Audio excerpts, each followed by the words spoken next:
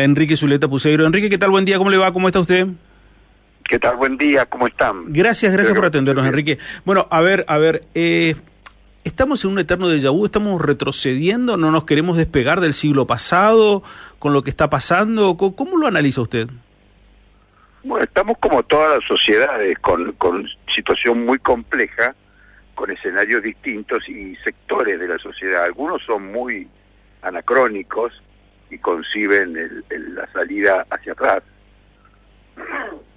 Me gustaría volver a una Argentina donde no había alambrados, donde los 1860, digamos, una palabra, ¿no es cierto? Julia Roca, es decir, 13 ranchos, ¿no es cierto? Y Buenos Aires organizándolos desde afuera. Eso es muy evidente en toda una parte, no solo de la política, sino también del mundo económico. Lo hemos visto para pasada de una idea de la economía y del país y de sus regiones y sus provincias y sus diversidades, que vira el país hacia atrás, con una especie de añoranza de algún esplendor que se supone existió y que habría que recuperar. La patria de nuestros padres, dicen los empresarios. También ha surgido un sector de la política, que es una minoría intensa, en este momento gobierna. Después hay otros sectores mucho más modernos, extraordinariamente dinámicos. Si usted va para las provincias, cualquier lugar que vaya, Jujuy, Salta, el NEA, el NOA, la Patagonia particularmente, usted encuentra un nivel de innovación extraordinario. El campo, que fue siempre una especie de ancla retardataria de la economía, se ha convertido en un factor que ha irrumpido en el mundo, se ha tecnificado y de alguna manera concentra las expectativas de una sociedad tecnológica, competitiva, moderna, y eso va generando cadenas de valor.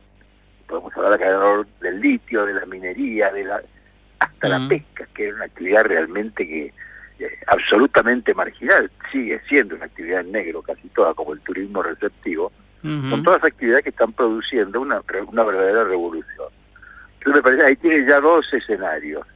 Pero hay más escenarios. En el peronismo o en el radicalismo, que son los partidos políticos, se ve esta lucha, ¿no es cierto?, entre sectores muy innovadores que salen de las provincias, que son los que gobiernan.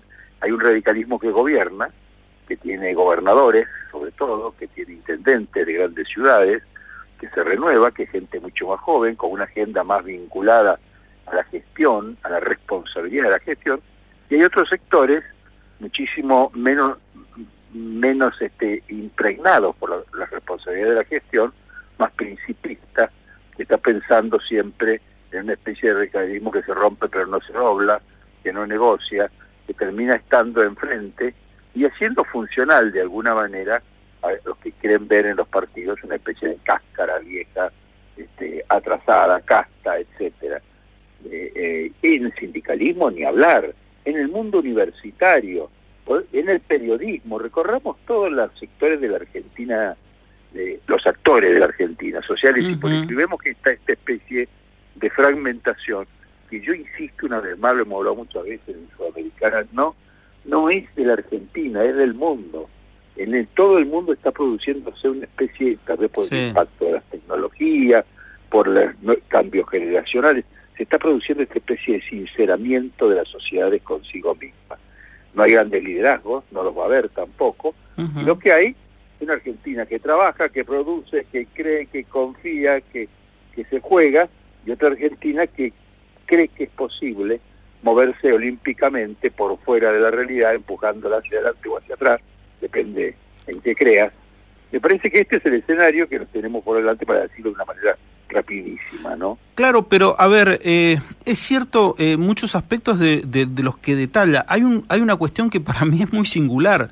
Estamos al borde de una elección del principal, o uno de los principales, uno de los 2 o 3 principales países del mundo, como Estados Unidos, que puede elegir un liderazgo de una persona más de 70 años, Donald Trump, y que casi compitió con otro un poco más. Lo que ha pasado en Estados Unidos pasa en todos los lugares. Hay una tendencia de las sociedades a buscar ese tipo de liderazgo, y vuelve, fíjese que Europa, a la hora de pensar el futuro, lo llama Draghi.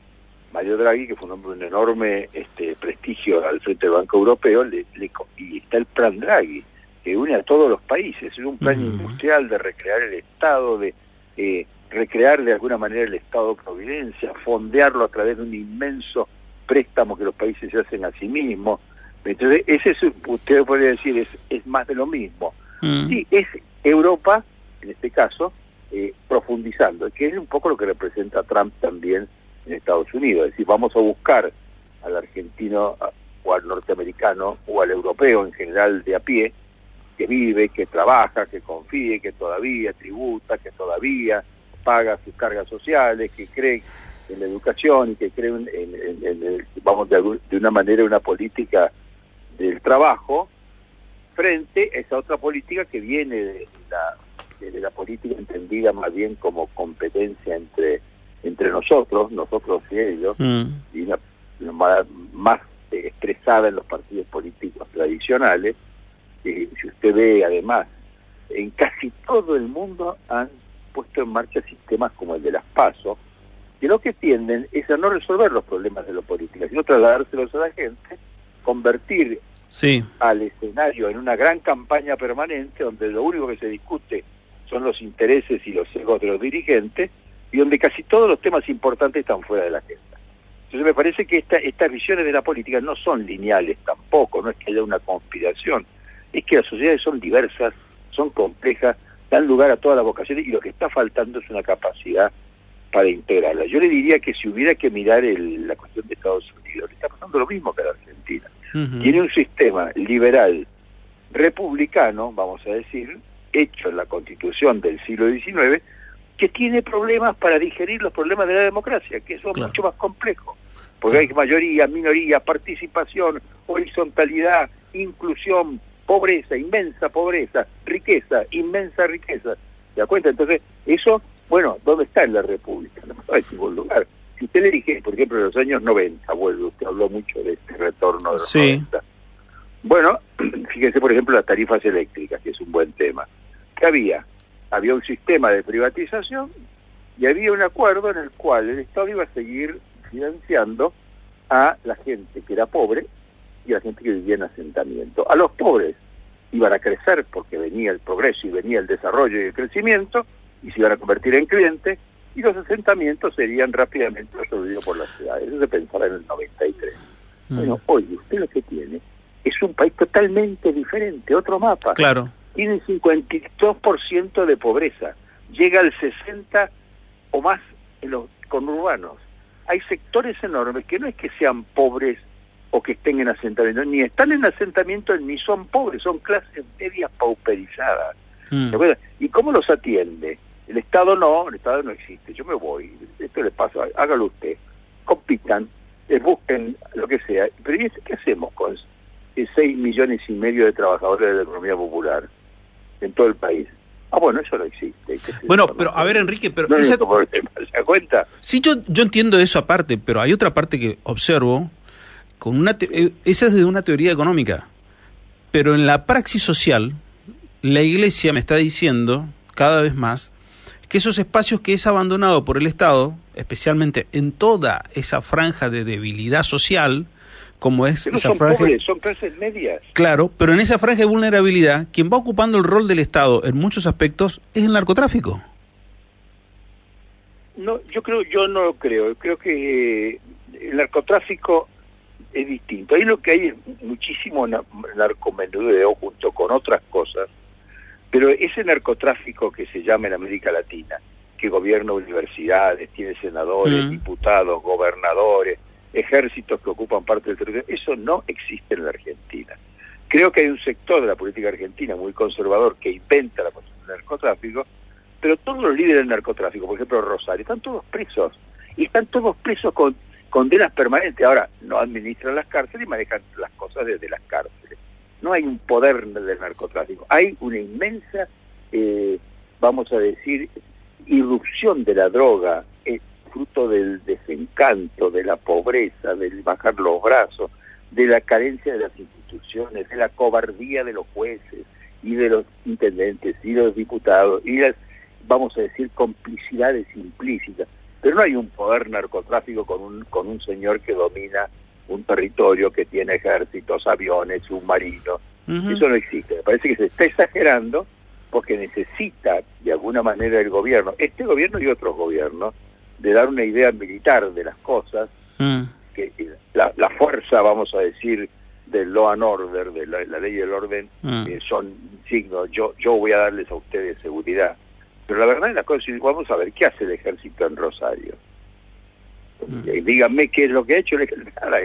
El ejército no va a intervenir en estas cosas, porque el ejército sabe combatir enemigos, con balas reales, y ahí no tiene frente, tiene barrios, digamos, donde está enseñoreado el narcomenudeo, que generan una situación de inseguridad. El 90% de los muertos pertenecen a guerras entre los narcotraficantes. Nuestras ciudades, las ciudades correntinas, tienen, vamos a decir, un veneno en el narcotráfico, como lo tienen en muchísimas otras cosas, sobre todo una pobreza atroz, ¿cierto? Y la verdad de las cosas es que en ese clima de pobreza, que genera desánimo, que genera resentimiento, que genera odio, que genera ira, que genera todo el caldo de cultivo para que esta política, que lo único que hace es tirar drones, entiendo por drones las redes sociales, ¿cierto? Twitter, se maneja por Twitter, sin responsabilidad, sin presencia, lo que va generando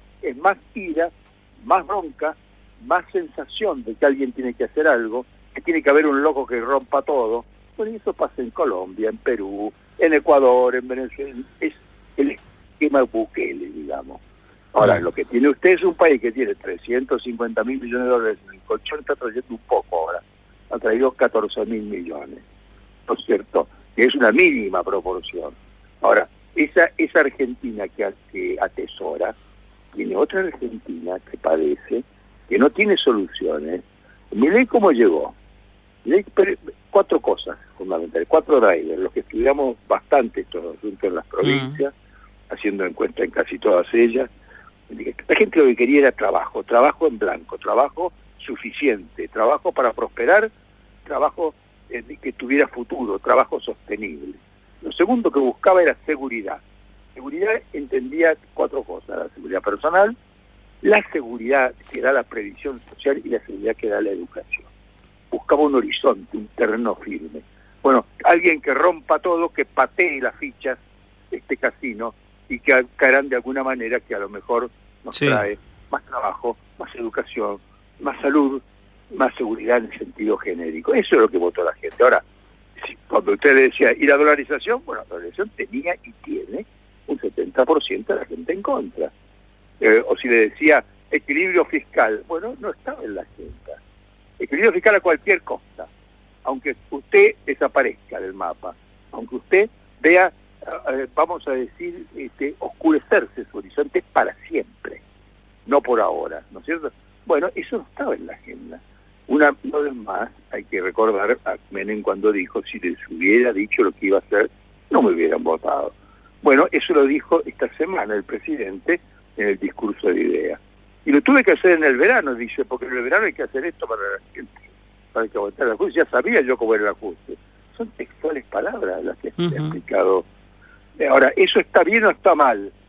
Está muy mal, es decir, es un déficit de la democracia, porque nos indica recesión de las esperanzas de la democracia, desorientación de los que dirigen la democracia, y sobre todo falta de coraje de muchísima gente que abandona la política, que baja los brazos, que se recluye en la intimidad, que por afuera da 15 aplausos en el discurso de Milei, y al salir de la reunión en idea va mascullando de dónde salió esto, ¿no es cierto? A mí me parece que no es nada nuevo, creo que es un ciclo, es el ciclo de este tipo de liderazgos, y lamentablemente vemos a los partidos jugando una especie de juego etéreo, tocando la lira mientras que Roma arde, como Nerón, sin saber que está tocando la lira y sin saber que Roma arde, por supuesto. Enrique, gracias por estos minutos, ha sido muy claro y la verdad interesante siempre escucharlo. Gracias.